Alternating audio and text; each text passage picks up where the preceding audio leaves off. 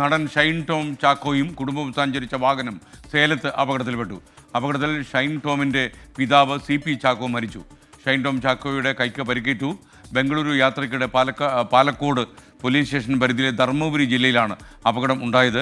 ധർമ്മപുരി ആശുപത്രിയിലാണ് ഇപ്പോൾ ഷൈൻ ടോം ചാക്കോ ഉള്ളത്. കർണാടക രജിസ്ട്രേഷൻ ലോറിയിൽ ഇടിച്ചാണ് കാർ തകർന്നത്.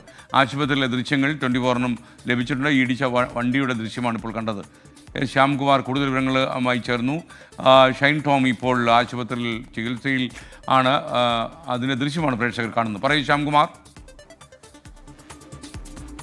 SK ഇന്ന് പുലർച്ചെയാണ് ഈ അപകടം ഉണ്ടാകുന്നത്. ഷൈൻ ടോം ചാക്കോയും കുടുംബവും സഞ്ചരിച്ചിരുന്ന കാർ കർണാടക രജിസ്ട്രേഷനുള്ള ഒരു ലോറിയുമായി കൂട്ടിയിടിച്ചാണ് അപകടം ഉണ്ടായത്. ഷൈൻ്റെ കൂടെ ഉണ്ടായിരുന്നവർ പറയുന്നത് എതിർദിശയിൽ നിന്നും വന്ന ലോറി കാറിലേക്ക് ഇടിച്ചു കയറുകയായിരുന്നു എന്നുള്ളതാണ്.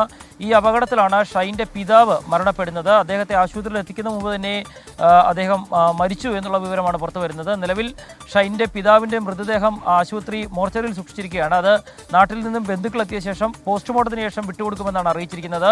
അപകടത്തിൽ ഷൈൻ ടോം ചാക്കോയ്ക്കും അമ്മയ്ക്കും പരിക്കേറ്റിരുന്നു. ഷൈൻ്റെ കൈക്കാണ് പരിക്കേറ്റത്.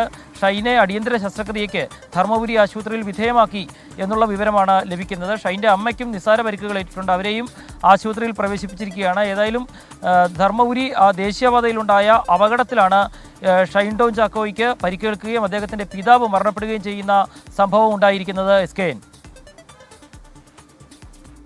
Thank you. എന്തായാലും അപകടത്തിൻ്റെ വാർത്തയാണ് വന്നത്. ഷൈൻ്റെ പിതാവ് മരിച്ചു, CP ചാക്കോ.